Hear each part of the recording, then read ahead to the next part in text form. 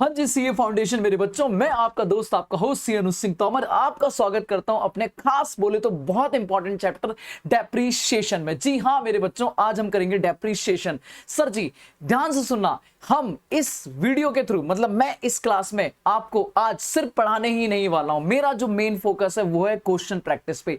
एक भी अटेम्प्ट नहीं गया हमारे सीए का जब इंस्टीट्यूट ने डेप्रीशिएशन से क्वेश्चन ना पूछा हो। मतलब हर अटेम्प्ट में एक क्वेश्चन 10 नंबर 8 नंबर का आया है। तो मैं इस वीडियो में कवर करने वाला हूं जितने भी हमारे न्यू कोर्स के पास्ट ईयर क्वेश्चन में आए हुए हैं वो, और आरटीपी में जितने भी क्वेश्चन अब तक के डेप्रीशिएशन के वो सारे के सारे प्रैक्टिस कराने वाला हूं। जी हाँ मेरे बच्चों, प्रैक्टिस करने वाला हूं। साथ में थोड़ा सा करेंगे हम कॉन्सेप्ट का थ्योरी रिवीजन ताकि एक बार कॉन्सेप्ट भी बिल्ड हो जाए। बट मेरा मेन फोकस होगा आज प्रैक्टिस सेशन पे। कोशिश करेंगे कि इसी सेशन में, आज के सेशन में खत्म कर दें। अगर आपको मतलब हो सकता है मुझे काफी सारे क्वेश्चन कराने, तो अगर एक एक्स्ट्रा सेशन भी लग गया तो लगा देंगे। बट कोशिश है कि हमारे आज पास्ट ईयर क्वेश्चन खत्म कर देंगे। आरटीपी वाले हो सकता है अगले सेशन में कर दें। बिना देरी के साथ में सर जी मैं शुरू करता हूं अपना आज का चैप्टर डेप्रीशिएशन। आज हाँ जी, तो करते हैं शुरू डेप्रीशिएशन की थोड़ी बातें। पहले एक सिंपल समझते हैं डेप्रीशिएशन का मतलब क्या है। बिल्कुल लेमन सिंपल लैंग्वेज में अगर मैं बोलूं तो अगर मैंने कोई भी एसेट खरीदी है जिसे मैंने यूज करने के लिए, जिसे हम आज की डेट में फैंसी नाम में बुलाते हैं प्रॉपर्टी प्लांट एंड इक्विपमेंट। बचपन में हम जब बुलाते थे, कई हजार साल पहले की बात है सर जी, फिक्स एसेट। अगर मैंने कोई फिक्स एसेट या प्रॉपर्टी प्लांट एंड इक्विपमेंट खरीदी है और उसे मैं अपने बिजनेस में अगर यूज करूंगा तो उसकी वैल्यू के डिक्लाइन को हम प्यार से बोलते हैं डेप्रीशिएशन। क्या बोलते हैं? डेप्रीशिएशन। पर अगर मैं बोलूं AS10 हमारा इतनी सिंपल सिटी में बात नहीं करता। वो कहता है sir ji depreciation is a systematic allocation. मतलब कहता है सर जी देखो, शॉर्ट में बोलूं तो आपने कोई प्रॉपर्टी प्लांट एंड इक्विपमेंट खरीदी। अभी देख लेंगे पीपी का क्या मतलब है। आपने कोई मशीन खरीदी है और उस मशीन को खरीदने के लिए आपने पैसा दिया 10 लाख रुपए। कितना दिया मेरे बच्चे? 10 लाख रुपए। और आपको लगता है इस 10 लाख देके आप इस मशीन को 5 साल यूज करने वाले हो। कितने साल यूज करने वाले हो? 5 साल। और 5 साल यूज करने के बाद इसे अगर आप स्क्रैप में भी निकालोगे तो आपको लगता है 2 लाख में तो बड़े आराम से निकल जाएगी, 2 लाख में तो इसकी स्क्रैप वैल्यू मिल जाएगी। तो अल्टीमेट आप 10 लाख की मशीन को 5 साल में यूज करोगे और यूज करने के बाद भी 2 लाख वैल्यू बचेगी। तो अल्टीमेट आप यूज करने वाले हो 8 लाख। कितने की वैल्यू यूज करने वाले हो? 8 lakh. This is depreciable amount. This is depreciable amount. आराम समझना, 10 लाख की मशीन 2 लाख यूज करोगे, बचेगी 8 लाख। मतलब यूज करोगे 8 लाख की, बचेगी 2 लाख की। उस डेप्रीशिएबल अमाउंट को आप 5 साल में यूज कर रहे हो। तो अगर इसे 5 सालों में मैं सिस्टमैटिकली एलोकेट कर दूं, तो मान लो अगर मैं कहूं कि मैं एक इक्वली एलोकेट कर दूं, तो हर साल में 1,60,000 यूज करूंगा इस वैल्यू को। इसी को हम लोग बोलेंगे डेप्रीशिएशन। अगर देखो तो कहता है सिस्टमैटिक एलोकेशन। एक तरीके से इसी के तो मेथड है SLM WDV। डेप्रीशिएबल अमाउंट को, जो हमारा ये 8 लाख निकला, किसी प्रॉपर्टी प्लांट एंड इक्विपमेंट को ओवर द यूजफुल लाइफ, उसे हम बोलेंगे डेप्रीशिएशन। बात समझ आती है नहीं आती है? बिल्कुल जी, आज हम इसी पे बात करने वाले हैं। कहता है ये डेप्रीशिएबल अमाउंट कैसे आएगा? जो मेरे मशीन की कॉस्ट है, बोले तो जितने की ओरिजिनल कॉस्ट, अभी बात कर लेंगे ओरिजिनल कॉस्ट पे भी, माइनस लेस उसकी रेजिडुअल वैल्यू जो उसको यूज करने के बाद बचेगी। तो जितना एक्चुअल में ये यूज करने वाला हूं, दिस इज डेप्रीशिएबल अमाउंट। और यूजफुल लाइफ बोले तो अल्टीमेट मेरे बिजनेस में जितने साल वो यूज की जाएगी, दिस इज एस्टिमेट। आगे जी, तो अगर मैं शेड्यूल 3 के हिसाब से बोलूं, शेड्यूल 2 के हिसाब से बोलूं, तो sir ji depreciable is a systematic allocation of depreciable amount of depreciable asset over its useful life. ठीक है जी। डेप्रीशिएशन के लिए आपको पहले पढ़ना पड़ता है प्रॉपर्टी प्लांट एंड इक्विपमेंट। ये पीपी किस चिड़िया का नाम है? कहता है वो एसेट जिसे आपने यूज करने के लिए खरीदा है, वो एसेट जिसे आपने किसी एडमिनिस्ट्रेशन पर्पस के लिए खरीदा है, और उसकी लाइफ अगर 12 महीने से ज्यादा है। मतलब आपने कोई भी एसेट खरीदी है, tangible asset, of course tangible asset की बात हो रही है, इंटेंजिबल पे अमोर्टाइजेशन लगेगा।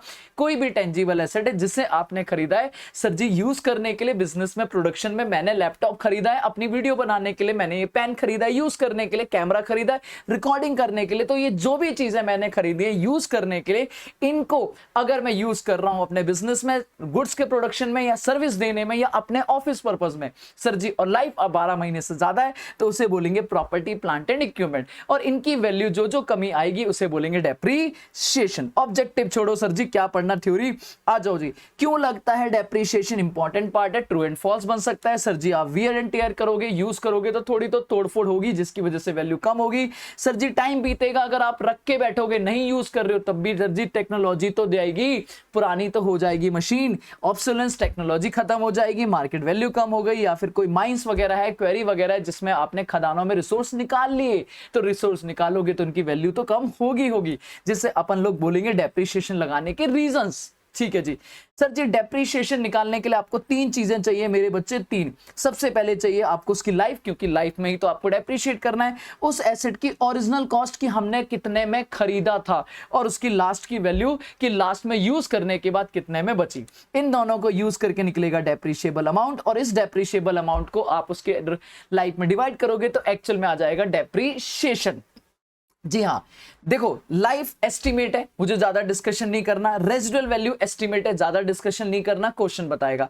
लेकिन ओरिजिनल कॉस्ट कैसे निकलेगी? सर जी अगर किसी मशीन की ओरिजिनल कॉस्ट निकालनी है तो ओरिजिनल कॉस्ट के लिए आपको ये रहा, हाँ जी, ओरिजिनल कॉस्ट निकालने के लिए आपको उसकी तीन चीजों को यूज करना पड़ेगा। सबसे पहले आपने उसे जितने में खरीदा वो, प्लस याद रखना, देखो मैं इसे यहां लिखता हूं, जितने में खरीदा परचेज प्राइस, माइनस अगर कोई डिस्काउंट वगैरह है या कोई रीबेट है वो माइनस कर दो, कोई नॉन रिफंडेबल टैक्सेस है, मान लो आपने जीएसटी पे किया लेकिन वो जीएसटी आपको मिल जाएगा, रिफंड मिल जाएगा, तो वो आपकी कॉस्ट का पार्ट नहीं बनेगा। नॉन रिफंडेबल बोले तो जो आपको नहीं वापस मिलेगा, जिसका आपको कोई आईटीसी क्रेडिट नहीं मिलने वाला, वो टैक्सेस आपकी कॉस्ट में पार्ट होंगे। मान लो आपने 2 लाख की मशीन खरीदी, 10% डिस्काउंट, तो 2 लाख का 10% कितना हो गया? 20,000, 1,80,000। अब टैक्स लगेगा 1,80,000 नेट वैल्यू पे, याद रखना नेट वैल्यू पे। 1,80,000 पे मान लो जो भी टैक्स रेट है उसमें आधा रिफंडेबल है, आधा नॉन रिफंडेबल है, तो जो टैक्स लगा उसका जो नॉन रिफंडेबल पार्ट है वो आप उसकी कॉस्ट में ऐड कर दोगे, तो this is your purchase cost. फिर उसमें कोई खर्चे अगर आपने किए जो जरूरी थे एसेट को उस लोकेशन, उस कंडीशन में लाने के लिए जैसा हमें चाहिए था, बोले तो रेडी फॉर यूज बनाने में, रेडी फॉर यूज बनाने में जो भी खर्चे किए, इंस्टॉलेशन खर्चे, वेजेस का खर्चा, सर जी फ्रेट का खर्चा, ओवरऑलिंग का खर्चा, जो भी खर्चे किए उसको रेडी फॉर यूज बनाने में, ट्रायल रन, टेस्ट रन, वो सारे खर्चे उसमें क्या हो जाएंगे? ऐड। क्लियर है? लास्ट में एक ये बात है, ये जनरली आप इंटर में पढ़ोगे कि अगर आपने कोई एसेट लगाई है और उसे निकालने में भी लागत लगेगी, फ्यूचर में आप निकालोगे, आपने कोयल की माइंस लगा दी हैं, आपने ऑयल रिग्स लगा दी हैं समंदर में, तो समंदर में जब हटाओगे तो आपको उसको परत को सही करना पड़ेगा, तो उसमें खर्चा आएगा, वो खर्चे का भी एस्टिमेट आप आज ही ऐड कर दोगे कि फ्यूचर भी इसी को हटाने में खर्चा, लगाने का खर्चा और हटाने का खर्चा, दोनों खर्चे मिला के सर जी आपकी बनेगी ओरिजिनल कॉस्ट। नॉर्मली आप 3 बातों में से 2 याद रखोगे, एक आपने जितने में एक्चुअल में खरीदा, less discount, plus taxes non refundable, और प्लस खर्चे। क्या खर्चे आपके डायरेक्टली माने जाएंगे? जैसे कि जी इंप्लॉय का खर्चा है, वेजेस वगैरह जो आपने उसे रेडी फॉर यूज बनाने में हुआ है। सर जी आपने साइट प्रिपरेशन करी है, मान लो आपने मशीन लगाने के लिए जमीन का एक स्ट्रक्चर बनाया ताकि मशीन उसमें फिट हो जाए, हिले ना, वो भी आ जाएगी। इनिशियल डिलीवरी और handling charges, freight inward, carriage inward, जो आपने लाने का खर्चा दिया है उसको उतार के लोडिंग अनलोडिंग का खर्चा दिया है, इंस्टॉलेशन असेंबली खर्चा जो भी दिया है वो आ जाएगा इसमें। सर जी आपको टेस्ट रन वगैरह खर्चा आ जाएगा, और कोई प्रोफेशनल फीस अगर आपने दी है किसी सीए को, किसी इंजीनियर को, किसी को कि भैया ये मशीन ठीक है हमारे लिए या नहीं है, और उसने एडवाइस का पैसा लिया है, तो वो भी आपकी कॉस्ट में ऐड हो जाएगा। इंपॉर्टेंट है सर जी, याद रखना।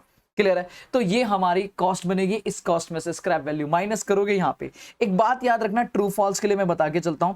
सर जी आपको डेप्रिसिएशन लगाना है ऑलवेज कंपोनेंट बेसिस पे। कंपोनेंट बेसिस अकाउंटिंग क्या होती है? सर जी देखो, मान लो आपने एक मैं कहता हूं मान लो एयरक्राफ्ट खरीदा, मैंने क्या खरीदा? एयरक्राफ्ट। तो एयरक्राफ्ट 1 करोड़ का खरीदा। अब 1 करोड़ की एयरक्राफ्ट की लाइफ है मान लो 20 साल, तो क्या मैं 1 करोड़ को 20 साल में राइट ऑफ कर दूंगा, डेप्रिशिएट कर दूंगा? The answer is no. मेरा शेड्यूल 2 जो रिवाइज हो गया है, जो हमारा कंपनीज एक्ट रिवाइज्ड है, वो ये कहता है कि सर जी आप इस एयरक्राफ्ट के पार्ट देखो, क्या सारे पार्ट की लाइफ 20 साल है? क्या नहीं। मान लो इंजन की लाइफ 10 साल ही है, मान लो उसमें जो सीट्स हैं उनकी लाइफ 15 साल है, मान लो उसमें जो एसी वगैरह का जो इक्विपमेंट लगा है वो 5 साल ही है, तो आपके जो पार्ट हैं उन पार्ट की अगर डिफरेंट लाइफ और उन्हें अलग से रिप्लेस कर सकते हैं, उनकी अलग लागत है, तो उनको उनकी लागत के उनकी लाइफ के अकॉर्डिंगली डेप्रिशिएट करना पड़ेगा। मान लो तो जो 1 करोड़ का एयरक्राफ्ट है उसे हम उनके पार्ट में डिवाइड करेंगे और जिस पार्ट की जितनी लाइफ है उस लाइफ में डिवाइड करेंगे, और जिसको अलग नहीं कर सकते उसे एयरक्राफ्ट की 20 साल की लाइफ में डेप्रिशिएट कर देंगे। बात समझ आ रही है? This is component based depreciation. Class में अलग से डिस्कशन किया था, अभी कोई दिक्कत नहीं है।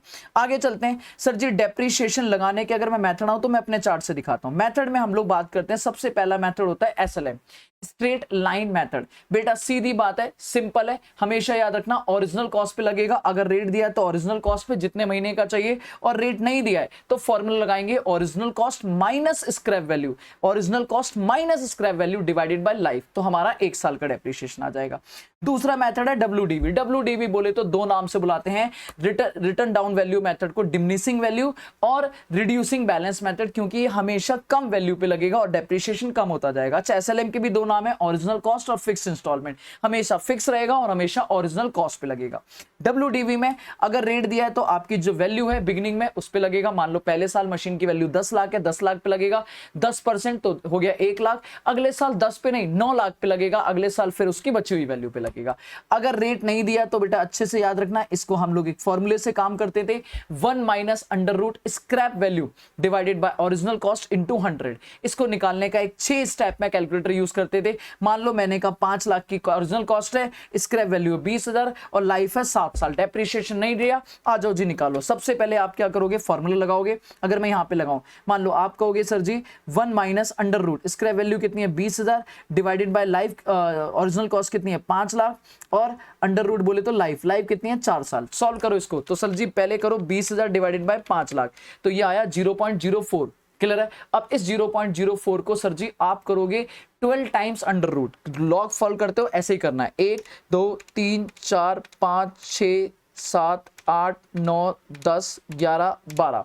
अब उसके बाद अगला स्टेप है, इसमें करो -1, फिर डिवाइड करो लाइफ से। डिवाइड यहां लाइफ कितनी है, मान लो 7 साल, ठीक है। अब रिवर्स करो तो +1 और अब multiply y equal, multiply equal 12 बार, तो 1 हो गया, 2 3 4 5 6 7 8 9 10 11 12। तो ये सॉल्व होके आ गया मेरा ये वाला पार्ट सॉल्व होके आ गया 0.63148, 1 माइनस। अब 1 में से माइनस करो, इसे करेंगे तो ये ऑलमोस्ट मोटा मोटा 36.85% का रेट आ गया। क्लियर है? तो आपका WDV का रेट इस फॉर्मूले से आ सकता है। बाकी सारे फॉर्मूले नॉर्मल है। सम ऑफ ईयर डिजिट मेथड में आपको याद रखना है कि सर ये SLM और WDV का मिक्स है। यहां पे हम डेप्रिशिएशन कैसे निकालते थे, जो भी ओरिजिनल कॉस्ट है माइनस स्क्रैप वैल्यू, हाँ जी, original cost minus scrap value divided by sum of year. मान लो 5 साल है तो 5 साल में जितने भी डिजिट है 1 2 3 4 5 इन सबको ऐड करना है मेरे बच्चे, इन सबको ऐड करना पड़ेगा। तो ऐड कैसे करेंगे, या तो आप सबको एक एक ऐड करो या आप AP का फॉर्मूला लगा दो। बोलो जल्दी से, n क्या है फॉर्मूला, n इंटू n बोले तो लाइफ, लेट्स अगर 5 साल लाइफ है तो 5 + 1 5 इंटू 6 6 5 30, 30 डिवाइडेड बाय 2 अपने आप आ जाएगा 15। तो 15 से डिवाइड करो और सर जी पहले साल 5, अगले साल 4, अगले साल 3, अगले साल 2, अगले साल 1, मतलब पहले साल सारी पूरी लाइफ रिमेनिंग इंक्लूडिंग ईयर 5 साल बचे हैं, फिर अगले साल 4 साल पे, फिर अगले साल 3 साल, फिर अगले साल 2 साल, तो हर साल का डेप्रिशिएशन आ जाएगा।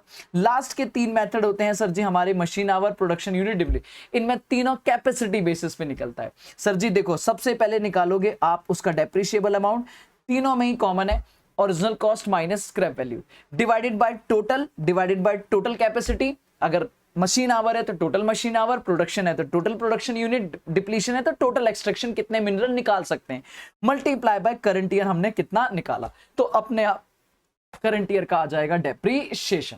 क्लियर है? तो ये मैंने एक पूरा एक आइडिया दे दिया कि सर जी डेप्रीशिएशन में क्या क्या हमें चाहिए। हमें ओरिजिनल कॉस्ट चाहिए, हमें स्क्रैप वैल्यू चाहिए, हमें लाइफ चाहिए। स्क्रैप वैल्यू लाइफ क्वेश्चन देगा, सर जी ओरिजिनल कॉस्ट हमें क्वेश्चन में निकालनी पड़ेगी। सर जी अगर आपको क्वेश्चन में मेथड बताया है तो ये देखो रेट बताया या नहीं बताया, अगर रेट बताया तो बल्ले बल्ले, नहीं बताया तो रेट निकाल लेंगे मेरे बच्चे। बोलो हाँ या ना? ठीक है, अब मैं आता हूं सीधा, सर जी अकाउंटिंग दिखाने से बेटर है मैं सीधा आपको क्वेश्चन कराता हूं। ज्यादा आ जाओ जी, चलो जी तो 13 मिनट में मैंने ऑलमोस्ट एक बेसिक रिवीजन करा दिया। अब कुछ क्वेश्चन के साथ करते हैं। आओ मेरे बच्चे पहला ही क्वेश्चन निकालते हैं और प्रैक्टिस शुरू करते हैं। सबसे पहला क्वेश्चन है हमारा सर जी सीए प्रीवियस ईयर क्वेश्चन में आया है सर जी मई 2025। आ जाओ जी, आ जाओ मेरे लाल, मेरे पीले, मेरे हरे, क्या याद करो। कह रहा है 1 जुलाई 2022 को है सर मैरीटाइम लिमिटेड ने मशीन खरीदी है, सेकंड हैंड मशीन खरीदी है 1,20,000 की और उसे रिकंडीशन कर दिया same by spending 18,000। Second hand machine खरीदी है, हमारे लिए सेकंड हैंड थोड़ी ना है मेरे बच्चे, हमारे लिए तो नई मशीन है। हमने नई मशीन खरीदी, हमारे लिए नई है। ये 1,20,000 की खरीदी थी पर थोड़ा सही सलामत कराना पड़ा तो 18,000 खर्च किया तो मशीन हो गई 1,38,000 की। दिस इज M1, मैं इसे नाम दूंगा M1। आगे चलो, कह रहा है 1 जनवरी, देखो मेरा पॉइंट ये, मेरा मेरा मेरा मेरा बच्चे पॉइंट ये कि जब भी आप क्वेश्चन करो तो ऐसे मत करो। आप कहो कि सर जी हम करेंगे क्वेश्चन, आप कैसे करोगे सर, इधर आओ, देखो आप ना यहां पे करो सर, बनाओ सीधा सीधा आंसर के साथ में चार्ट, ठीक है। जब भी कोई आंसर करो आप फोटो बनाओ, बेस्ट तरीका है फोटो बनाओ, ठीक है, और कहानी को क्वेश्चन में यहां पे लिख दो। बताओ सबसे पहली बात करो तो 1 जुलाई 2022 से कहानी शुरू हुई, तो 1 जुलाई 2022 सर जी आप बोलोगे M1 परचेज करिए। बताओ कितने की करी है, 1,30,000 20,000 की करी, 18,000 उस पर खर्चा किया तो मशीन हो गई 1,38,000 की। बोलो हाँ या ना, जी हाँ। अगला बताओ, उसके बाद आपने 1 जनवरी 2023, अभी छोड़ दो, अभी बस जैसा क्वेश्चन बोलता जाए आगे चलते जाओ। 1 जनवरी 2023 को एक और मशीन खरीद ली तो मैंने कहा कुछ दिनों बाद 1 जनवरी 2023 को M2 परचेज करिए बेटा, कितने की, 72,000 की। बोलो हाँ या ना। आगे चलो जी, कह रहा है फिर 30 जून 2024, उसके कुछ महीने क्या कुछ साल बाद हमने जो मशीन खरीदी थी पहली वाली, ये लो जी, ये इसको हमने बेच दिया 48,000 में और सेम डे हमने एक मशीन इंस्टॉल कर दी 90,000 की। तो हुआ क्या है सर जी, 30 जून 2024 को M1 उठा के सोल्ड कर दिया हमने, कितने में बेचा मेरे बच्चे, जल्दी बोलो, 48,000 में। और सर यहीं पर सेम डे M3 परचेज कर लिए, बताओ कितने में, 90,000 में। कितने में खरीद ली, 90,000। आराम से देखना, कोई जल्दीबाजी नहीं है। डेप्रीशिएशन का रेट है 15%, ओरिजिनल कॉस्ट ईच ईयर। कह रहा है भैया हमारा जो रेट लगाना है वो डेप्रीशिएशन रेट है 15% और ओरिजिनल कॉस्ट पे लगेगा, इसका मतलब SLM, इसका मतलब SLM। अब क्वेश्चन ने क्या मांगा है, कह रहा मशीन अकाउंट बता दो जुलाई 22 से लेके 31 मार्च 2025, और 31 मार्च 2025 कहने का मतलब है, इसका मतलब ईयर एंड कब होगा, मार्च में। आ जाओ जी, अगर मैं कहानी शुरू करूं तो भैया क्वेश्चन तो खत्म हो गया, अब इसी को यहां पे फ्रेमिंग देते हैं। तो बताओ 1 जुलाई 2022 से पहला साल एंड कब होगा। आराम से मेरे बच्चे सारे, चाहे नए हो या पुराने हो, ध्यान से सुनते रहना। 1 जुलाई 2022 से पहला साल खत्म होगा 31 मार्च, और मजे की बात है मेरे लाल मेरे बच्चे 31 मार्च 2023। भाई जुलाई है, जुलाई के बाद ईयर एंड होगा 31 मार्च 2023। और ध्यान से बताना 31 मार्च वो जनवरी से बाद आएगा या पहले आएगा, सर जी पहले आएगा, पहले आएगा या बाद में आएगा, जनवरी पहले आएगा, मार्च बाद में आएगा। इसका मतलब मैं गलत, सर जी 31 मार्च 2023 कह सकता हूं, ये मेरा Y1 एंड है। अब Y1 एंड यहां पे हो रहा है तो अगला साल 31 मार्च 2024, इस जून से पहले, ध्यान डेट बड़ी ध्यान देना, 31 मार्च 2024 दिस इज Y2, और लास्ट आएगा 31 मार्च 2025, this is my Y3 and. बेटा 3 साल का क्वेश्चन है, मतलब सीधा सीधा हिसाब है कि सबसे पहले जुलाई 22 में हमने पहली मशीन खरीदी, फिर कुछ महीने बाद हमने M2 खरीद ली, फिर ईयर एंड हुआ, फिर ईयर एंड हुआ और फिर बेच दी। और जल्दी बताओ, मैंने क्लास में ही बताया बेटा हर ईयर एंड पे कितने काम होने वाले हैं, 2। बोलो फटाक से, कितने काम होंगे, 2। एक तो डेप्रीशिएशन और एक बैलेंस सीडी, एक डेप्रीशिएशन एक बैलेंस सीडी, एक डेप्रीशिएशन और एक बैलेंस सीडी। करें काम शुरू। क्वेश्चन ने मांगा है मशीन अकाउंट, मैं कह रहा हूं बिना देरी के साथ में आ जाओ जी।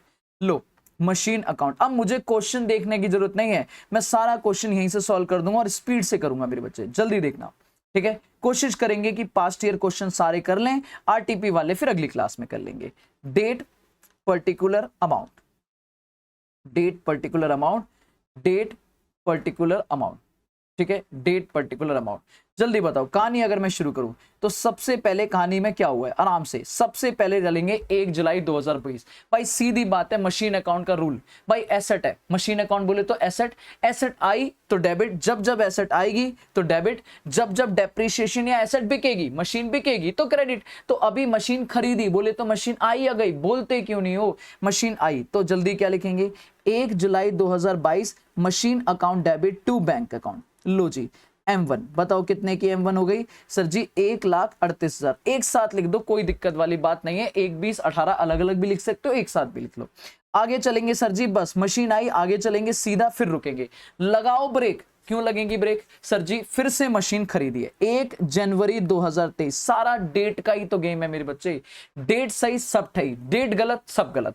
तो फिर से मशीन खरीदी, machine account debit to bank account M2। बताओ कितने की M2 खरीदी है, 72,000 की। ओके जी ओके, आगे चलो, आगे चलेंगे और अब लगाएंगे ब्रेक फॉर प्रॉपर। क्यों, क्योंकि अब आ गया ईयर एंड, और हर ईयर एंड पे कितने काम मेरे बच्चे, 2, एक डेप्रिसिएशन, और डेप्रिसिएशन से वैल्यू बढ़ेगी क्या, नहीं जी नहीं। तो 31 मार्च 2023 को बाय डेप्रिसिएशन, और डेप्रिसिएशन किस पे लगेगा, M1 पे और M2 पे, दोनों पे लगेगा सर जी। बताओ M1 पे कितना लगेगा, 1 लाख, सीधा निकाल रहा हूं मैं, 1,38,000 पे, ठीक है, 1,38,000 पे रेट कितना है, 15%, रेट 15% है ना, हाँ जी, रेट है 15%। तो 15% लगेगा जुलाई से लेके मार्च, जुलाई से लेके मार्च लगाओ, जनवरी जुलाई को छोड़ो तो अप्रैल मई जून, 3 महीने छोड़ो, पूरे 9 महीने का। तो इंटू 9/12, इंटू 9/12। बेटा कैलकुलेशन मिस्टेक हो तो माफ करना, क्योंकि मैं अकेले अकेले कर रहा हूं और मेरी आदत है तुम्हारे साथ में करने की। तुम्हारा तुम होते हो तो दिल लगता है, तुम ना हो तो दिल क्या लगना, ठीक है, बट फिर भी करेंगे। अब जल्दी बताओ, यहाँ 72,000, इस पे पूरे साल का नहीं सर जी, 3 महीने का। देखो यहाँ पे 9 मंथ्स का लगेगा और यहाँ पे 3 मंथ्स का। तो बताओ 3 मंथ्स का अगर मैं लगाऊं तो इंटू 3 डिवाइडेड बाई 12, ये आ गया 1,800 रुपए।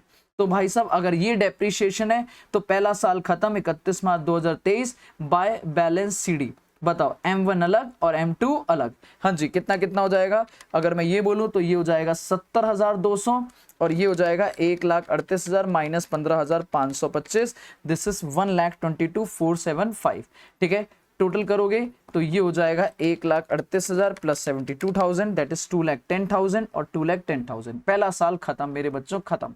अगला जाओ सर जी, अगले में क्या होगा, अगले में अब ये बैलेंस सीडी क्या बनेगा, सबसे पहले बैलेंस 1/4/2023, 1/4/2023 टू बैलेंस बीडी। हाँ जी बताओ, M1 का अलग और M2 का अलग, M1 का अलग और M2 का अलग, 1,22,475 रुपए मेरे बच्चे, 70,200 मेरे बच्चे, यहां तक कोई दिक्कत नहीं। ठीक है, आगे आ जाओ। अब आगे चलेंगे, कुछ नहीं हुआ सर जी, सूना साल निकल गया, एक पत्ता नहीं हिला, ना कोई मशीन आई ना कोई मशीन गई, तो सीधा ईयर एंड, और ईयर एंड पे कितने काम, 2, 31 मार्च 2024 बाय डेप्रीशिएशन। बेटा जल्दी बोलो, डेप्रीशिएशन किस पे लगेगा, M1 और M2, और कौन सा मेथड है, SLM या WDV। अगर WDV होगा तो 1,22,000 पे चिपका देगा, अगर 70,000 पे चिपका देगा, पर अभी WDV है या SLM, बोलता क्यों नहीं है रे पब्लिक, सर जी SLM। तो इसका मतलब 1,38,000 पे सीधा 15% लगने का। अरे मैंने 1 मिनट, मुझे एक मिनट देना, मैंने 72,000 पे 10% लगा तो नहीं दिया, मुझे ऐसा फील आया कि मैंने 72,000 पे 10% लगा दिया, into 3 divided by 12। Oh my God, oh my God sir जी, अभी हो जाता अनर्थ। हाँ जी, अभी अभी होता था अनर्थ। बच्चा तब से मैसेज देख के कह रहा है सर जी ये आपने क्या कर दिया। मेरे बच्चे वो तो मेरी इंद्रियां जग गई कि मैंने कुछ कांड तो नहीं कर दिया। हाँ आप भी मत कर देना एग्जाम में, आ जाओ जी। तो यहाँ पर लगेगा सर जी 72,000 पे पूरा 15% पूरे साल का। बताओ कितना कितना आ जाएगा, तो 1,38,000 पे 15% 20,700 और 72,000 पे 15% 10,800। हाँ जी बात समझ आ रही है। तो 31 मार्च 2024 को आ जाएगा बाय बैलेंस सीडी, M1 का अलग और M2 का अलग। मेरे बच्चे जल्दी बता दो, सर जी 1,22,475 माइनस 20,700, ये आ गया 1,01,775 और ये आ गया 69,300 माइनस 10,800, ये हो गया 58,500। ठीक है, ये अगर टोटल लगाएं तो ये हो गया सर जी 191,775, 191,775। आगे आ जाओ। अब ये अगला साल फिर से क्या हो जाएगा, ओपन। आखिरी साल सर जी, आखिरी बताओ 1/4/2024 लिखेंगे टू बैलेंस बीडी। कुछ नहीं है इस क्वेश्चन में, फ्री के नंबर M1 और M2 101,775 58,500। अब इधर आओगे, आगे बढ़ोगे और रुकोगे, ब्रेक लगाओगे। भाई क्यों क्यों ब्रेक लगाना है? 3 महीने ही बीते थे और हमने कहा M1 जी बस अब आंखें पूछो और M1 को बोलो भाई टाटा बाय बाय। तो आ जाओ जी, इस बार मशीन खरीदी है बेची है? बोल क्यों नहीं रहे? मशीन खरीदी है बेची है? बेची है। याद रखो, जब हम खरीदेंगे 1 काम, ईयर एंड पे 2 काम, और जब बेचेंगे तो 3 काम। क्या क्या? पहले आएगा 30 जून 30 जून 2024 पहले आएगा पैसा, बाय बैंक। पहला काम, सेल वैल्यू के नाम पे पैसा आएगा। बताओ M1 कितने में बिकी है सर जी? 48,000 में M1 को सोल्ड कर दिया। ओके जी, ओके, पहला काम पैसा आएगा। दूसरा, जितने दिन यूज करा है उतने दिन का डेप्रीशिएशन ठोक दो। 30 जून 2024 बाय डेप्रीशिएशन, SLM मेथड है तो इसका मतलब ओरिजिनल कॉस्ट पे लगेगा M1 के।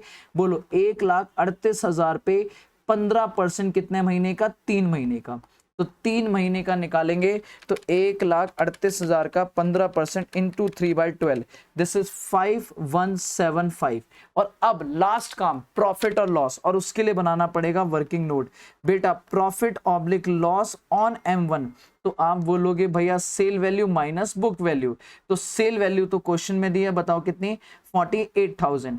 अब बुक वैल्यू, जिस दिन बेचा उस दिन की बुक वैल्यू कितनी है? तो बुक वैल्यू अगर आपको 30 जून को निकालनी है तो आप बोलोगे original cost minus total depreciation. तो ओरिजिनल कॉस्ट थी 1,38,000, टोटल डेप्रीशिएशन बताओ अब तक कितना लग चुका है? तो आप बोलोगे M1 पे पहले लगाता 1525, फिर लगाता 20,700, अभी ताजा ताजा लगा है 5,000। तो टोटल मिला के अगर मैं बोलूं तो एक साथ ही बता दो, 15,525 प्लस 20,700 प्लस 5175। आप खाली बैठ के अगर मेरी तरफ देखते जा रहे हो ना तो गलत कर रहे हो मेरे बच्चे। आप कैलकुलेटर उठा के मेरे साथ कैलकुलेशन करोगे तो आपको ज्यादा फील आएगा कि आप मेरे साथ क्वेश्चन कर रहे हो।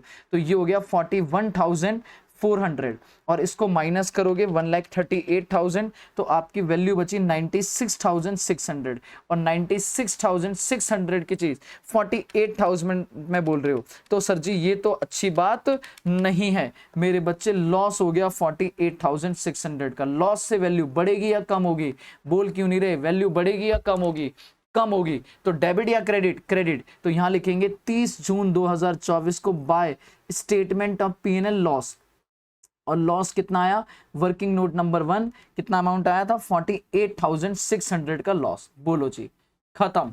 3 काम मेरे बच्चे, पहला पैसा आ गया, दूसरा डेप्रीशिएशन और तीसरा लॉस। अगर प्रॉफिट होता तो ये मशीन में डेबिट में चला जाता तो क्योंकि वैल्यू बढ़ जाती। बस खत्म। आगे चलो बेटा, क्या हुआ है? एक तो बेच दिया और खरीदा है। तो खरीदा है तो मशीन गई या आई? आई पे तो एक ही काम होगा 30 जून 2024 टू बैंक। बेटा क्या? M3। बताओ M3 कितने की हो गई? 90,000। लो जी मेरे बच्चे 90,000। अब 31 मार्च 25 को लास्ट लगा दो डेप्रीशिएशन। अब किस किस पे डेप्रीशिएशन लगेगा? एक तो M2 और एक M3 क्योंकि M1 तो गई। M2 बताओ कितने की है? M2 की ओरिजिनल कॉस्ट कितने की थी सर? 72,000। तो 72,000 पे 15% पूरे साल का ठोक दो ना बच्चे। 15% 10,800। और M3 अभी अभी आई है 90,000 पे 15% पूरे साल का। नहीं सर 9/12। तो 9/12 कर दो तो आप बोलोगे 90,000 का 15% into 9 divided by 12 that is 10,125। और जो बचेगा वो हो गया सर जी 31 मार्च 2025 को by balance CD. Balance CD भी किसका? M2 और M3। तो सर जी टोटल लगाओ M2 और M3 का बैलेंस सीडी। तो M2 58,500 की है माइनस 10,800 और गई तो ये बची 47,700। और M3 90 की है जिसमें से 10,125 गई तो ये बची 79,875। और यहाँ पे टोटल लगा दो, क्वेश्चन खत्म। लो जी, ये आपके एग्जाम में आया था अभी लेटेस्ट मई 2025 के एग्जाम में ये क्वेश्चन आया था मेरे बच्चे। ये मैंने क्वेश्चन कर दिया, कुछ नहीं था, कोई कॉम्प्लिकेशन, कोई ऐसा पॉइंट नहीं था कि जो देख के लगे। बस हो सकता है आप डेट के साथ गड़बड़ कर दो तो वो आपकी गलती होगी कि आपने क्वेश्चन को सही से नहीं पढ़ा। बट डिफिकल्टी लेवल के नाम पे अगर मुझसे पूछोगे इस क्वेश्चन को तो मैं दूंगा डिफिकल्टी में भैया 2 या 3, दैट इज 10 में से 2 या 3, डेट को छोड़ के बाकी कोई डिफिकल्टी लेवल नहीं है। सिंपल क्वेश्चन है, कोई टेंशन वाली बात नहीं है। इजीएस्ट क्वेश्चन में मैं इस कैटेगरी को डालूंगा। आगे चलते हैं, अभी रुकेंगे नहीं, आगे चलते हैं। क्वेश्चन नंबर है 2, क्वेश्चन नंबर है 2। ये है प्रीवियस ईयर क्वेश्चन जन 2025 में। अच्छा क्वेश्चन है, जल्दी देखो आराम से। कह रहा है एक फर्म है जिन्होंने परचेज करा था सेकंड मशीनरी 1 अप्रैल। मैं कहूंगा भैया क्वेश्चन पढ़ते पढ़ते आ जाओ जी, चार्ट बनाते हैं। लो जी सर जी, आंसर नंबर है 22 और ये है हमारा जैन 2025 का सॉल्यूशन। मेरे बच्चे, बच्चा चिल्ला रहा है तब से सुन ही नहीं रहा हूं मैं। बच्चा कह रहा है सर जी हमें ये आंसर शीट मिल जाएगी क्या, ये जो आप कर रहे हो सॉल्यूशन ये मिल जाएगा क्या? बिल्कुल मिल जाएगा सर जी, टेलीग्राम पे डाल दूंगा, लिंक नीचे डिस्क्रिप्शन में डालिए। फिर भी ना मिले तो आप मुझे व्हाट्सअप कर देना, नंबर मेरी वीडियो पे मिल जाएगा आपको, ठीक है ना, या नीचे डिस्क्रिप्शन मिल जाएगा, वहां पे कर देना, मैं व्हाट्सअप कर दूंगा। इधर आ जाओ फटाक। सर जी कह रहा है एक फर्म ने मशीन करी है सेकंड हैंड। हमारे लिए सेकंड हैंड है या हमारे लिए नई होगी? हमारे लिए नई मशीन है बेटा। कितने खरीदी है? 15 लाख की मशीन खरीदी है, जिसपे हमने 2 लाख का खर्चा किया रिपेयर एंड इंस्टॉलेशन। तो भैया जब मशीन खरीदी और सब्सिक्वेंट रिपेयर का खर्चा किया है, चलेगा, ठीक है बच्चे, चलेगा, मेरी बात समझना। सर जी आपने मशीन खरीदी और खरीदते ही उस पर खर्चा किया, चलेगा, लेकिन हाँ खरीद के यूज कर दिया फिर उसके बाद खर्चा करोगे तो नहीं चलेगा भाई। सेकेंड हैंड मशीन है, थोड़ी बहुत तो रिपेयर करानी पड़ेगी रेडी फॉर यूज बनाने के लिए। तो मशीन 15 की हुई, नहीं 15 + 2 कितने की होगी? 17 लाख की। तो अगर मैं बोलूं तो पहली कहानी आपकी जो चल रही है वो डेट के हिसाब से बताओ। पहली डेट क्या है? 1 अप्रैल 2021। तो 1 अप्रैल 2021 को मैंने बोला M1 परचेज करिए, 15 नहीं मेरे बच्चे, कितने की? 17 लाख की। 15 लाख खर्च किया था, 2 लाख उस पे हमने रिपेयर करा दिया, तो मशीन आ गई 17 लाख की। आगे 1 अक्टूबर 2021 को, उसी के 6 महीने बाद हमने एक और मशीन खरीद ली 9 लाख की। उसे इंस्टॉल करने में न्यू प्लांट को लग गया 20,000। तो मशीन 9 की नहीं हो गई, 9-20 की हो गई। सर जी 1 अक्टूबर 2021 को एक और मशीन खरीद ली M2 परचेज, और वो खरीदी हमने कितने की? 9 लाख की खरीदी थी, 20,000 उसे इंस्टॉल करने में लगा, तो मशीन हो गई 9,20,000 की। आगे चलो जी। सर जी आपने मशीन को शिफ्ट करा था 1 अप्रैल वाली को टू द न्यू प्लांट और उस पर खर्च आ गया बेटा शिफ्टिंग से, और वो भी पुरानी मशीन। हमने 1 अप्रैल को खरीदा था, 6 महीने बाद उसे शिफ्ट कर रहा हूं कहीं और जगह पे और उस पर खर्चा हो रहा है, तो क्या मशीन की वैल्यू बढ़ जाएगी मेरे बच्चे? हाँ सर जी मशीन की स्टैंडर्ड कैपेसिटी बढ़ गई क्या? जब तक स्टैंडर्ड कैपेसिटी ना बढ़े, कुछ ना हो, तब तक आप उसे रेवेन्यू खर्चा ट्रीट करोगे। बचपन वाली बात है, आप कैपिटल और रेवेन्यू में जब मैं रिवाइज कराऊंगा तब पढ़ लेना। फिलहाल के लिए मैं ये बोल रहा हूं सर जी इस शिफ्टिंग का कोई कुछ नहीं लेना देना। देखो जब मशीन खरीदोगे तब कुछ खर्चा करोगे, ऐड होगा, लेकिन मशीन आ गई, यूज हो रही है, अब उसके बाद खर्चा करोगे ना, कुछ नहीं। इस शिफ्टिंग का कोई लेना देना नहीं है। जिस बच्चे ने एग्जाम में ये काम कर दिया था वो गलत कर दिया। अब हम डेप्रीशिएशन लगा रहे थे 12% पर एनम WDV। तो सर जी अगर देखा जाए तो हमारा डेप्रीशिएशन का रेट जो है वो है कितना? Oh my God 12%। रेट बड़ा अजीब अजीब दे रहा है, 12% पर एनम, और वो भी कौन सा है? WDV। अजीज अजी चलो आगे, अभी आगे चलो। कह रहा है 1 अप्रैल 2023। लो जी कह रहा है इन्होंने डिसाइड करा है कि अब मेथड चेंज करेंगे, रेट ऑफ डेप्रीशिएशन भी चेंज करेंगे और अब SLM पे लेके आ जाएंगे, ठीक है। और उस दिन पे उन्होंने रेट छोड़ो, उन्होंने बोला रिमेनिंग यूजफुल लाइफ असेस की गई है 5 ईयर बोथ द मशीन की विद द 0 स्क्रैप वैल्यू। मतलब 1 अप्रैल 2023 को, 1 अप्रैल 2023 को इस साल इन्होंने डिसाइड किया कि भैया अब WDV खत्म और अब चलेगा SLM, और SLM के हिसाब से लाइफ बची है 5 साल, स्क्रैप वैल्यू 0, स्क्रैप वैल्यू 0। चलो जी आगे। कह रहा है 1 अक्टूबर 2023 को पहली मशीन आउटडेट हो गई और बेच दी। लो जी, और सेम डे हमने एक और मशीन खरीद ली 8,50,000 की, जिसकी एस्टिमेटेड लाइफ 10 साल है और स्क्रैप वैल्यू 30,000 है। कह रहा है सर जी हमने 1 अक्टूबर, लो जी 1 अक्टूबर 2023 को M1 उठा के सोल्ड कर दिए। बेटा कितने में सोल्ड करिए? 2.5 लाख में, ये करिए हमने 2.5 लाख में, और सेम डे हमने M3 परचेज करिए। M3 परचेज करिए मेरे बच्चे कितने की? 8,50,000 की, जिसकी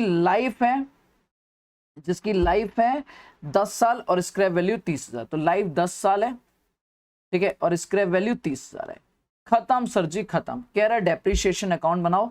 सर जी सिर्फ पूरे का नहीं, सिर्फ 31 मार्च 2024 का। लो जी अगर मैं बात करूं तो ईयर एंड 31 मार्च 24 को हो रहा है। पहले ईयर एंड का हिसाब लगाते हैं, सबका लगाते हैं। तो अगर मैं ईयर एंड का लगाऊं तो पहली डेट है 1 अप्रैल 2021। तो बताओ पहला साल कब खत्म होगा? 1 अप्रैल 21 से लेके चलेगा सर जी, मार्च वाला ईयर है, फाइनेंशियल ईयर है, तो 31 मार्च 2022 और 31 मार्च 2022 यहां बीच में कहीं अटकेगा 31 मार्च 2022। This is my y1 and, बोलो हाँ या ना।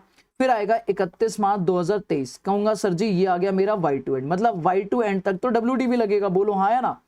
लेकिन उसके बाद जैसे ही नया साल शुरू होगा, हमने WDV SLM चेंज कर दिया, अपना मान के चलेंगे कि पिछले साल तक WDV, अब ये जो 23-24 चलेगा 31 मार्च 24, ये जो ईयर आया लास्ट ईयर, इसमें आ जाएगा SLM, इसमें आ जाएगा SLM, बोलो हाँ या ना। मेरे हिसाब से यहां तक आपको बात क्लियर हो गई होगी। लेकिन हमें क्या पूरा काम करना है या सिर्फ 1 साल का करना है? तो 1 साल, बाकी सारा वर्किंग नोट है।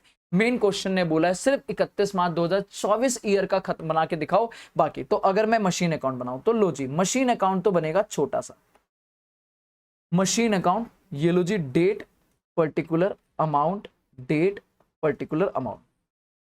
क्या ये तीनों सालों का बनने वाला है? नहीं सर, डेट पर्टिकुलर, अगर आप तीनों सालों का बनाओगे तो वो गलत हो जाएगा, आपको 2 साल वर्किंग में बनाना पड़ेगा, मेन काम यहाँ पे होगा। और यहाँ पे जब आप लिखोगे तो 1 अप्रैल 2023 से कहानी शुरू होगी, which is to balance BD, और बैलेंस बीडी में मेरे यहाँ पर M1 और M2 दो आ जाएंगे, जिसके लिए मैं रेफरेंस ले लूंगा वर्किंग नोट नंबर 1, बोलो हाँ या ना। क्लियर है? ये यहाँ हो जाएगा। अगर मैं यहाँ से बोलूँ तो यहाँ पर यही कहानी होगी। उसके बाद आप बोलोगे बाकी काम बाद में होगा। अब इसकी WDV की वैल्यू निकालते हैं, तो ये लो जी working note, working note number 1, ठीक है। आराम से देखना मेरे बच्चे, आराम से देखो। मैं कहता हूं ये रहा M1 और ये रही M2, ठीक है। आराम से देखो, मैंने कहा सबसे पहले हमने ये खरीदी है 1 अप्रैल 2021 में और ये खरीदी है 1 अक्टूबर 2021 में, ठीक है। तो याद रखना इसकी 1 अप्रैल 21 वैल्यू और इसकी 1 अक्टूबर है, ठीक है। तो पहले ओरिजिनल कॉस्ट लिखते हैं बेटा। अगर मैं ओरिजिनल कॉस्ट बात करूं तो इसको हमने खरीदा था सर जी कितने में? 15-2-17 लाख में खरीदा था, और इसको खरीदा था हमने 9 लाख में, पर 20,000 खर्चा हुआ 9 लाख 20 में। तो माइनस डेप्रीशिएशन पहले होगा 2021-22 का, ठीक है। तो अगर मैं सीधा सीधा निकालूं एट द रेट 12% से, तो ये तो पूरे साल का लगेगा। तो 17 लाख पे 12% पूरा आ जाएगा 2,04,000, बोलो हाँ या ना, ठीक है। और 2,04,000 माइनस करोगे तो ये बुक वैल्यू आ जाएगी 1/4/2022 को 14,96,000, बिल्कुल जी बिल्कुल। लेकिन जब वहां बात करूंगा तो वहां लगेगा आपका 6 महीने का, तो 9,20,000 का 12% हाफ कर दो तो 55,200, और 55,200 में 9-20 माइनस करेंगे तो ये हो जाएगा 8,64,800। 1 साल का और डेप्रीशिएशन माइनस करेंगे एट द रेट 12%, और अगर ये WDV है तो सीधा 8,64,000 का ही 12% निकलेगा, वो आ जाएगा 1,03,776, है ना। और ये आपका ये होगा तो ये बचेगा 7,61,024, ठीक है। बुक वैल्यू 1 अप्रैल 2023, यही तो चाहिए, बोलो हाँ या ना। और 14,96,000 का 12% निकालोगे तो 1,79,520 माइनस करोगे तो ये आ जाएगा 13,16,480। बेटा जल्दी जल्दी मैं थोड़ा कर रहा हूं, अगर कोई मिस्टेक हो जाए कैलकुलेशन तो भूल चूक माफ है, ठीक है। ये वैल्यू आप यहां लिखोगे तो M1 की वैल्यू कितनी आई है? 13,16,480, और M2 की वैल्यू आई है सर जी 7,61,000, 7,61,024। तो कोई बड़ी बात है क्या? काम बढ़ गया या कम हो गया? कम हो गया। अभी ये दिखाना पड़ता, अभी डायरेक्ट कर दिया। अब बताओ आगे चलेंगे क्या होगा इससे सीधा आगे फाइनल ईयर में। अब फाइनल ईयर में 2 काम हुए, M1 बेची गई है और M2 खरीदी गई है। तो पहले खरीदने वाला काम कर देते हैं। 1 अक्टूबर 2000, अक्टूबर है ना, हाँ 1 अक्टूबर 2023 को टू बैंक, बताओ कौन सी? M3। M3 कितने की खरीदी गई है सर जी? M3 खरीदी गई है 8,50,000 की, 8,50,000, बोलो हाँ या ना।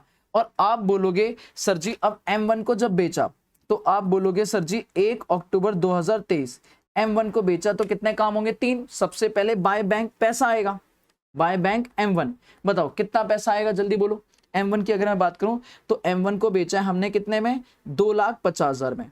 दूसरा काम डेप्रीशिएशन लगेगा 1 अक्टूबर 2023 पर। अब जल्दी बोलो जब डेप्रीशिएशन लगाओगे M1 पे तो WDV है SLM? SLM मेरे बच्चे, SLM। और SLM कैसे आएगा? आप कहोगे सर जी जो वैल्यू अब बची है 13,16,480, स्क्रैप वैल्यू 0, और पूरी लाइफ बची है 5 साल। बात समझ आ रही है? रिमेनिंग लाइफ 5 साल मान के चलोगे तो पूरे साल का डेप्रीशिएशन आ गया। मुझे चाहिए 6/12, क्योंकि मुझे तो 6 महीने का लगाना है। लगा दो भाई, 13,16,480 डिवाइडेड बाय 5 डिवाइडेड बाय 2, तो ये आ गया 1,31,648। अब तीसरा काम, प्रॉफिट लॉस निकाल लो, उसका एक छोटा सा वर्किंग नोट बना दो। Working note number 2, profit oblique loss on M1 और sale value minus book value. Sale value अपनी 2.5 लाख, बुक वैल्यू देखो यहां 13,16,000 थी, 13,16,480 है ना, उसमें इस साल का डेप्रिसिएशन माइनस कर दो, माइनस 1,31,648। तो बताओ ये अगर आप माइनस करोगे तो ये वैल्यू बचेगी 2.5 लाख माइनस 11,84,832, ठीक है। और इसमें ये माइनस करोगे तो मेरा सीधा सीधा लॉस आ जाएगा 9,34,832। एक बार देख लेता हूँ, इतनी ही कम में बेची है। हाँ सर जी 2.5 लाख में बेची, जबकि इतनी हैवी मशीन थी। तो 9,34,832 का loss 1 October 2023 by statement of P&L loss. बताओ कितने का लॉस, 9,34,832 रुपए का। बाकी 31 मार्च 24 को आप बोलोगे बाय डेप्रीशिएशन नॉर्मल। सर जी M2 पे अलग और M3 पे अलग। अब क्या M2 M3, सर जी SLM, तो M2 कितनी बची है 7,61,024, स्क्रैप वैल्यू 0, लाइफ 5 साल पूरे साल की। M3 की बात करो तो 8,50,000 माइनस स्क्रैप वैल्यू 30,000, और लाइफ इनकी जो नई आई थी वो आई थी 10 साल, लेकिन इस पे पूरे साल का नहीं, इसे लगा दोगे 6/12, तो कितना कितना डेप्रिसिएशन आ जाएगा 0.24 डिवाइडेड बाय 5, तो ये आ गया 1,55,205, और कर दिया मैंने, मतलब थोड़ा राउंड ऑफ कर दिया, 8,50,000 माइनस 30,000 डिवाइडेड बाय 10 इंटू 2, तो ये आ गया 41,000। बाकी आप बैलेंस सीडी निकाल दोगे M2 और M3 का। क्लियर है, हो गया जी। ये आपका सर जी जनवरी 2025 का आंसर है। इसको डिफिकल्टी लेवल में ले जाओगे तो ठीक है। पता है 2 जगह मेरे हिसाब से बच्चा फंस सकता है। एक तो वो फ्रेट वाला कि सर जी वो शिफ्टिंग का जो खर्चा है उसको कहीं ना कहीं बच्चा ऐड कर सकता था, और दूसरा सर जी जब वो यहाँ पे WDV यहाँ पे SLM लगाएगा यहाँ पे स्पेशली, तो वो यहाँ पे गलती कर सकता है कि सर जी यहाँ पे तो पुरानी जो मशीन है उस पे मैं WDV लगा देता हूँ। नहीं सर, इस साल पूरी चाहे M2 हो M1 हो M3 हो सब पे SLM लगेगा, बात खत्म। बोलो हाँ या ना, ठीक है। इसके बाद हमारे पास क्वेश्चन है, क्वेश्चन नंबर 3, जल्दी देखना, ऑलमोस्ट खत्म होने वाला है। कह रहा है PQR एसोसिएट है, कंप्यूटर खरीदा है 1/4/2020 को, सर जी सितंबर 24 में आया, 2 लाख का खरीदा है, डेप्रिसिएशन 10% डिमिनिशिंग बैलेंस लगाया। फिर उन्होंने और खरीदा 1/4/2021 में 1.5 लाख का खरीदा, 23 में 1 लाख का खरीदा, और 1/4/2023 सेम इसी तरीके से हमारा चेंज कर दिया मेथड SLM पे, और अब डेप्रिसिएशन ये मान के चला रहे हैं कि सारे के सारे कंप्यूटर हैं उनकी लाइफ 8 साल है, तो नॉर्मल है। बताओ, कह रहा है सिर्फ आपको 1 साल का बनाना है, इसमें तो चार्ट भी नहीं बनाना, लो मैं डायरेक्ट कर देता हूं। Answer number 3, answer number 3 computer account. बच्चे कुछ नहीं टेंशन लेना है आपको, मैं हूं ना कंप्यूटर अकाउंट। लो जी, date particular amount, date particular amount, ठीक है। ये क्रेडिट साइड, ये डेबिट साइड, सेम ऊपर वाले की तरह क्वेश्चन है, जनवरी की तरह क्वेश्चन है, particular amount, date particular amount, ठीक है। बताओ सबसे पहले क्या करोगे आप कहोगे अगर 31 मार्च 24 को कर रहे हैं तो 1 अप्रैल 23, देखो ना ये वाली पुरानी मशीन है, ये M1 हो गई, ये M2 हो गई, ये M3, तो ये तो इसी साल आई है ओपनिंग में, बाकी तो पुरानी है, तो इनका क्या लिखोगे 1 अप्रैल 2023 को, 23 है ना, हाँ 1 अप्रैल 2023 को ये लिखेंगे टू बैलेंस BD M1 और M2, और इसका निकालेंगे वर्किंग नोट नंबर 1। बोलो हाँ या ना।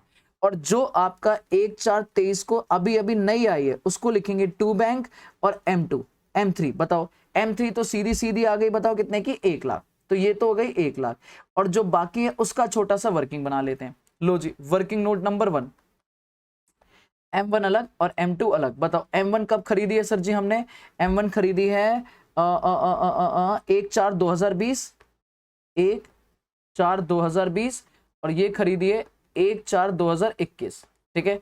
तो अगर शुरुआत करें, ओरिजिनल कॉस्ट इसकी कितनी थी, ओरिजिनल कॉस्ट उसकी थी 2 लाख, इसकी है 1.5 लाख, ठीक है। और पहले WDV लगा रहे थे, तो पहले 2 लाख है इसकी और इसकी है 1.5 लाख, है ना। WDV लगाया minus depreciation at the rate 20% 2020-21 का, तो इसमें लगेगा, इसमें नहीं लगेगा क्योंकि वो तो आई नहीं थी, तो पिछले साल 2020-21 में नहीं लगेगा। 2 लाख का 20% निकालोगे सीधा सीधा आएगा 40,000। मैं एक बार दोबारा देख लेता हूँ, रेट वेट सब सही लिया है मैंने। हाँ 4 20 है ये, हाँ ठीक है 20% है, 20% डॉलर डिला है, तो सीधा सीधा आ जाएगा 40,000, ये हो गया 1,60,000, ये एज इट इज रहेगी क्योंकि ये पिछले साल आई नहीं थी, तो ये मेरे लिए बुक वैल्यू 1 अप्रैल 2021।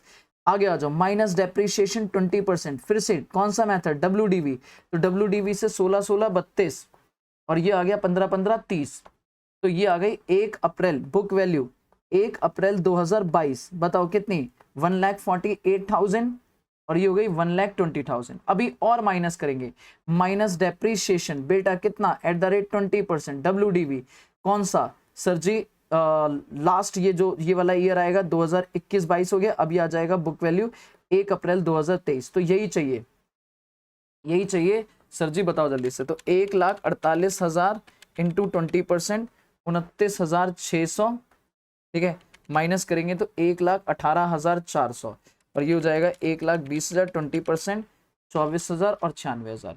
तो अगर देखा जाए तो 1,18,400, ये हो गया 1,18,400 और ये हो गया 96,000। बस अब क्या हुआ है, कुछ बेचा है क्या, नहीं कुछ नहीं बेचा है, कह रहा है बस डेप्रीशिएशन लगा दो, बात खत्म। तो यहाँ लग जाएगा सीधा 31 मार्च 2024, है ना, बाय डेप्रीशिएशन, M1 पे अलग, M2 पे अलग और M3 पे अलग, बताओ कितना कितना, 1,18,400 डिवाइडेड बाय 10, है ना, डिवाइडेड बाय 10, सॉरी 8, ठीक है, और तो कुछ नहीं है ना, बस 8 साल, स्क्रैप वैल्यू के बारे में कुछ है नहीं, तो ये हो जाएगा डिवाइडेड बाय 8,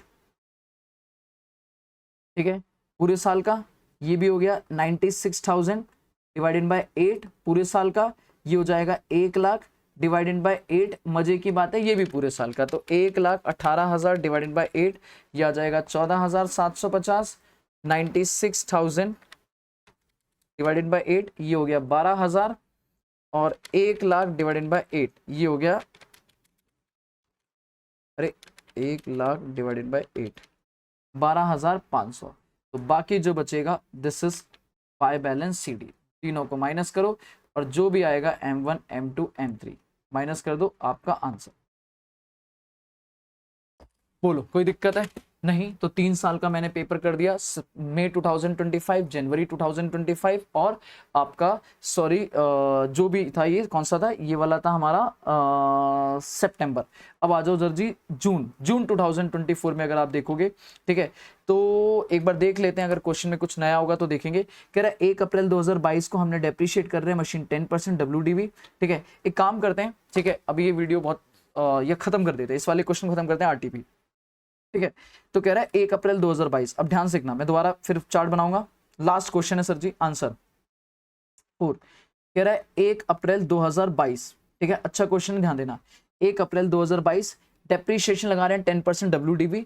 इस बार क्वेश्चन में ओपनिंग बैलेंस दिया हुआ है, कह रहा है ओपनिंग बैलेंस जो मशीन का है, मशीन का जो बैलेंस BD है वो है 9,72,000, वेरी गुड, ओपनिंग बैलेंस है, एक तरह का मैं मान लेता हूं ये पूरी M1 है, ठीक है। आगे चलो, फिर कह रहा है सर जी 1 अक्टूबर 2022, इस साल 6 महीने बाद हमने जो मशीन कभी खरीदी होगी 1 अप्रैल 2020 को 80,000 की वो बेच दी, तो मैं मानता हूं कि 1 अक्टूबर 2022 को हमने M1 में एक मशीन ऐड होगी, जिसे मैं पार्ट रीड कर लेता हूं, पार्ट है जो 80,000 उसकी ओरिजिनल कॉस्ट थी, कब, 1 अप्रैल 2024 को, सॉरी 20 को, है ना, और उसे हमने सोल्ड कर दिया है कितने में, 45,000, ठीक है जी, 45,000। आगे चलो, कह रहा है आगे फिर हमने एक नई मशीन और 1,50,000 की 1 अक्टूबर 2022 को खरीदी और उसे सेम डे इंस्टॉल करा 58, और इसी दिन सेम डे 1 अक्टूबर 2022 को ही हमने यहाँ पे एक मशीन M2 परचेज करी है, जो 1,50,000 की खरीदी थी, पर इंस्टॉल करके वो पड़ गई हमें 1,58,000 की, ठीक है जी। आगे चलो, अब यहां तक काम चल गया। कह रहा है फिर हमने मेथड ऑफ डेप्रीशिएशन WDV से कहां लिया है, SLM 1 अप्रैल 2020 से, ठीक है, 1 अप्रैल 2020 से हमने मेथड चेंज कर दिया, और जो भी डिफरेंस आएगा उसे एडजस्ट कर देंगे 31 मार्च, रेट ऑफ डेप्रीशिएशन सेम है, ठीक है। हमने कहा भैया डेप्रीशिएशन का लास्ट में एंड में चेंज कर दिया। चलो जी, अभी आपको कह रहा है मशीन अकाउंट बनाओ और लास्ट में ये बताओ कि कितना डिफरेंस प्रॉफिट एंड लॉस में अमाउंट चार्ज होगा एज अ डेप्रीशिएशन। तो आ जाओ जी, काम करो, ठीक है। ये पुराना क्वेश्चन है, WDV पे रेट्रोस्पेक्टिवली कराता था, बट अभी नहीं कराएगा, ये प्रोस्पेक्टिवली कराएगा। 31 मार्च 2023 को आपको अकाउंट खत्म करना है। पहले मैं कहता हूं काम शुरू करते हैं। देखो, पहले नॉर्मल काम करते हैं, मशीन अकाउंट, खत्म मेरे बच्चों, खत्म। ये लो जी, date particular amount, date particular amount, ये क्रेडिट साइड और ये debit side, date particular amount, date particular amount, खत्म मेरे बच्चों, खत्म। बताओ सबसे पहले क्या लिखेंगे, 1 अप्रैल 2022 टू बैलेंस बीडी। मुझे नहीं पता इसमें कितनी मशीन है, मैंने मोटा मोटा मान लिया 9,72,000 की मशीन है। क्लियर है? आगे चलो, कह रहा है 1 अक्टूबर 2022 में एक तो machine I to bank M2, कितने खरीदी थी हमने, 1,50 की खरीदी थी, 8,000 खर्चा तो हो गया 1,58,000। ओके जी। और इसी दिन हमने 1 अक्टूबर 2022 को हमने कुछ बेचा है, तो बाय बैंक एक तरह का M1 का पार्ट, बताओ कितने में बिका सर जी, वो बिका है 45,000 में। ओके जी। उस दिन पे लगेगा 1 अक्टूबर 2022 को डेप्रीशिएशन बाय डेप्रीशिएशन, पर ये मैं निकाल नहीं सकता, क्यों, क्योंकि मुझे इसकी WDV लगानी है, तो मुझे पता है नहीं। ठीक है। और फिर उसके बाद 1 अक्टूबर 2022 के बाद 1 अक्टूबर 2022 का जो भी प्रॉफिट लॉस आएगा, काम शुरू करते हैं, आ जाओ जी। ठीक है, करें काम शुरू। चलो अभी WDV लगा रहे हैं, अभी लास्ट में ईयर एंड में देखेंगे SLM वगैरह क्या करना है। ठीक है, आओ। तो अगर मैं बोलूं M1 की बात करें, तो M1 का मुझे प्रॉफिट लॉस निकालना है, एक तीर से दो निशाने, M1 का पार्ट। तो मैं कहूंगा सर जी sale value minus book value, sale value पता है 45,000, बुक वैल्यू नहीं पता, तो आ जाओ जी निकालते हैं बुक वैल्यू। सर जी 1 अक्टूबर 2000 कब की है, 1 अक्टूबर 2022 की। तो अपने को जो कहानी पता है वो ओरिजिनल कॉस्ट है 1 अप्रैल 2020 की 80,000 की। ठीक है, तो माइनस करेंगे डेप्रीशिएशन एट द रेट, बताओ कितना रेट है डेप्रीशिएशन का, स्टार्टिंग में 10% है और हमने खरीदा था 20 में, तो 20% सर जी 2020-21 का, सीधा सीधा पूरे अरे एक छोटी सी हो गई मिस्टेक सर जी, ये रेट अरे रे 10% है मेरे बच्चे, अभी मैंने क्वेश्चन की तरफ ध्यान दिया तो 10% है। बस सर हम तो कब से बोल रहे हैं, आप सुनते ही नहीं, कहाँ से सुनूं मेरे बच्चे, कहाँ से सुनूं मैं आपकी बात। ठीक है, यही तो जब एक तरफ क्वेश्चन देखो एक तरफ ये करो तो गड़बड़ तो होती है। तो ओरिजिनल कॉस्ट कितना, 80,000, 80,000 का 10% कितना हो गया, 8,000, तो ये आ गया 64,000, 64,000 का 10% निकालोगे तो सर जी ये आ जाएगा, अरे फिर 64 लिख दिया मैंने, 72,000, 72,000, 72,000 का 10% निकालेंगे तो ये आ जाएगा 7200, और 7200 माइनस करेंगे तो ये आ गया 64,800। फिर अब लास्ट माइनस करेंगे डेप्रीशिएशन एट द रेट 10%, कहां से कहां तक का, 1/4/22 से लेके 1 अक्टूबर 2022। सर जी वो WDBS अभी नहीं, ईयर एंड पे देखेंगे, तो इंटू 10%, ठीक है, वो भी हाफ, तो ये हो गया 3,240 रुपए का, मतलब वैल्यू बची माइनस 64,800, 61,560 रुपए की, है ना, 61,560 बुक वैल्यू। ये आ गई 1 अक्टूबर 2022 की। ठीक है, और 61,560 की चीज अगर आप 45 में बेच रहे हो तो सीधी बात है सर जी आपको होता है लॉस, मुबारक हो, 560 रुपए। ठीक है, ये लॉस है। अब दोनों कर दो, एक तीर से दो निशाने, एक तो करंट ईयर डेप्रीशिएशन आ गया और लॉस आ गया। बताओ तो ये आप करोगे, ये आ गया कितना, 3240, कितना आ रहा था, मैं गलत ना कर दूं फिर से। ठीक है, एक तो डर लगता है मुझे अकेले करते टाइम, 3240 और 1 अक्टूबर 2022, क्योंकि तुम तो शुरू हो जाओगे, अरे भैया गलत कर दिया, ये कर दिया, वो कर दिया, अरे लो मेरे बच्चे लॉस। वर्किंग नोट नंबर 1 कितना आया, 16,560, लो खत्म, पार्ट गया, टाटा बाय बाय। नाउ अब आ जाओ फाइनल, बस 31 मार्च 2023 और लगाएंगे बाय डेप्रीशिएशन। अब ध्यान से सुनना, बाय डेप्रीशिएशन अगर मैं बोलूं तो M1 के रिमेनिंग पार्ट पे कौन सा वाला रिमेनिंग पार्ट जो है वो कह रहा है रेट, अगर रेट दिया हुआ है, अगर रेट दिया है तो आपको कुछ नहीं करना, आप कहोगे 12 लाख की ओरिजिनल कार्ड था, अच्छा ये सॉरी ये देखो, ओहो, अगर आपको करना है तो आप फिर कैसे काम करोगे, आपको सबसे पहले ये देखना पड़ेगा कि इसकी ओरिजिनल कॉस्ट क्या है। तो उसके लिए मैंने क्या बताया था, देखो वर्किंग नोट नंबर 1, सबसे पहले आप बोलोगे calculation of M1 original cost, क्योंकि डेप्रीशिएशन SLM अगर देखो लाइव दी होती तो अभी डेप्रीशिएट हो जाता, पर अगर रेट दिया तो ओरिजिनल कॉस्ट पे लगेगा। तो M1 की ओरिजिनल कॉस्ट कैसे है, तो उसको बैक कैलकुलेशन करेंगे। बताओ अगर बुक वैल्यू दी है एज ऑन 1 अप्रैल 2022 को 9,72,000, बोलो हाँ है ना, तो अपने को चाहिए ओरिजिनल कॉस्ट, और मैं ये मान के चलूंगा 1 अप्रैल 20 पार्ट वाला है, वहीं से आ रहा है ये, तो एज ऑन 1 अप्रैल तो मुझे 2 साल पीछे जाना पड़ेगा। तो पता है मैं क्या करूंगा, अगर 10% रेट है तो ये वैल्यू 10% डेप्रिशिएट होकर 90% बच रही होगी। तो याद करो हम 90% से 2 बार डिवाइड कर देंगे, WDP है।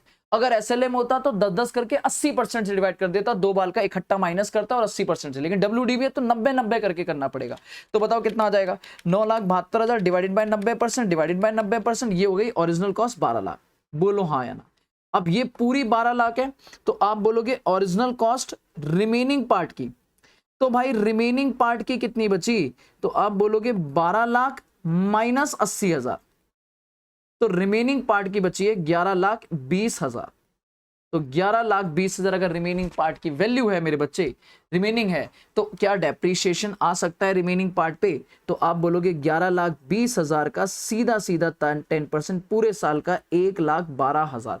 अभी तो आ गया, बात खत्म, क्लियर है। ओरिजिनल कॉस्ट सर जी ये लग गया SLM, ये लग गया SLM।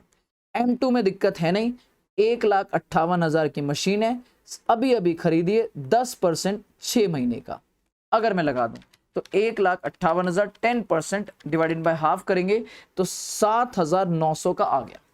क्लियर? पहले बताओ ये क्लियर है नहीं क्लियर है? देखो इससे पहले वाले क्वेश्चंस में आप WDV लगा रहे थे, SLM पे आ रहे थे, लेकिन लाइव दी थी, तो लाइव में जो आपकी वैल्यू 9,72,000 है वहीं से डेप्रिशिएट हो जाएगी। क्लियर है? लेकिन अगर रेट दिया है तो आपको ओरिजिनल कॉस्ट चाहिए, ओरिजिनल कॉस्ट में से रिमेनिंग पार्ट वाली ओरिजिनल कॉस्ट हटाओ, जो बचा उस पर डेप्रिशिएशन लगा दो। बट उन्होंने बोला है कि ये जो, अब ये तो हो गया इस साल का, लेकिन इन्होंने बोला स्टार्टिंग से करना है, तो अपने को देखना पड़ेगा कि अगर मैं 1 अप्रैल 20 से करता हूं तो चेंज डिफरेंस क्या आता है। देखो M2 तो हो चुका है, क्लियर है, और इसकी बात भी हो चुकी है। अब ध्यान से देखना, देखो क्या करते, अगर मैं करूं तो आप बोलोगे, ध्यान से बताना, now working note number 2, depreciation impact due to change in method मेरे बच्चे, फ्रॉम कहां से, 1 अप्रैल 2020 से अगर मैं करता हूं। क्वेश्चन ने बोला भाई ये काम हम नहीं करते, ये अलाउ ही नहीं है, AS10 अलाउ ही नहीं करता रेट्रोस्पेक्टिवली, बट इसने बोला कि भैया ये जो करना है वो 1 अप्रैल 20 से करना है, और डेप्रिसिएशन में जो डिफरेंस आएगा उसे एडजस्ट तो पहले निकालना पड़ेगा ना कितना आएगा। तो बताओ कैसे निकालेंगे, अपन बोलेंगे कि पहले बताओ, अगर मैं बोलूं दो काम करते हैं, ये हमारा ओल्ड मेथड हो गया और ये हमारा न्यू मेथड हो गया, कि अगर नए से लगा होता तो क्या हाल होती, पुराने से लगाए तो क्या होता। तो बताओ नया मेथड कौन सा है, ओल्ड है WDV और नया है SLM। बताओ जी, करें काम शुरू, अरे बोलते क्यों नहीं हो, करें काम शुरू, बताओ जल्दी से। अगर मैं काम करूं तो ओल्ड मेथड से जो रिमेनिंग पार्ट है उसी की बात करना। देखो अगर मैं लगाऊं तो अपनी ओरिजिनल कॉस्ट रिमेनिंग पार्ट की जो थी, रिमेनिंग पार्ट की उसकी बात करो, ठीक। हाँ जी, रिमेनिंग पार्ट कितना है, 11,20,000, यहां भी है 11,20,000, ठीक है। याद रखना ये है 1 अप्रैल 2020। अब मान लो आप कहोगे डेप्रिसिएशन अगर यहां लगाता एट द रेट 10%, 10% पहले साल 1 अप्रैल 20 और 21 तक का लगता, तो यहां भी 1,12,000 आता, और मजे की बात है यहां भी 1,12,000 आता, कोई दिक्कत नहीं थी, ये बुक वैल्यू बचती 1 अप्रैल 2021 की। बताओ कितनी बचती, आप बोलते 11,20,000 इंटू 10% माइनस करोगे तो ये आती 10,08,000, यहां भी आता 10,08,000। फिर लगाते माइनस डेप्रिसिएशन 10%, बोलो हाँ है ना, कब की, आप बोलते 2021-22, ठीक है। तो WDV में तो इसी का 10% निकलता 1,800, और ये वैल्यू बचती कितनी, बुक वैल्यू 1 अप्रैल 2022 की जो आपकी आ रही है 9,72,000, बोलो हाँ या ना, है ना, सॉरी 9,72,000 कह रहा हूं, 9,07,200, रिमेनिंग पार्ट को हटा के 9,72 तो टोटल आ रही थी। तो यहां जब लगाते तो यहां तो वही 1,12,000 ही आती, क्योंकि SLM होता तो वही लगती सेम 1,12,000, यही सेम लगती ना मेरे बच्चे, यही सेम लगती। तो बताओ यहां पे कितना बचता, 10 लाख 8,000 माइनस 1,12,000, तो ये आता 8,96,000। वैसे बुक वैल्यू से मुझे लेना देना नहीं है, तो क्या आप डेप्रीशिएशन बता सकते हो? टोटल ओल्ड डेप्रीशिएशन कितना लगा होता? ओल्ड डेप्रीशिएशन कितना लगा है? तो आप बोलोगे 1,12 प्लस 1,00,800, ये 2 साल में लगा, तो 1,12,000, 1,800, ये लगा 2,12,800। और अगर मैं बोलूं टोटल न्यू डेप्रीशिएशन, अगर मैं नया लगाता, नया SLM, तो ये लगता है 1,12 और 1,12, दैट मीन्स टोटल हो जाता 1,12,000, 2,24,000। तो बताओ सर जी, पुराना कम लगा है ना, ये कम है और ये ज्यादा है ना, ज्यादा, तो बताओ हमें ज्यादा एक्सेस लगाना पड़ेगा। अगर हम यहां से यहां आते हैं तो न्यू के हिसाब से ज्यादा लगना चाहिए था, ओल्ड में कम लगाए, तो बताओ कितना ज्यादा लगना चाहिए? तो आप बोलोगे 2,12,800 माइनस 2,24,000, 11,200 का एक्सेस डेप्रीशिएशन लगना चाहिए।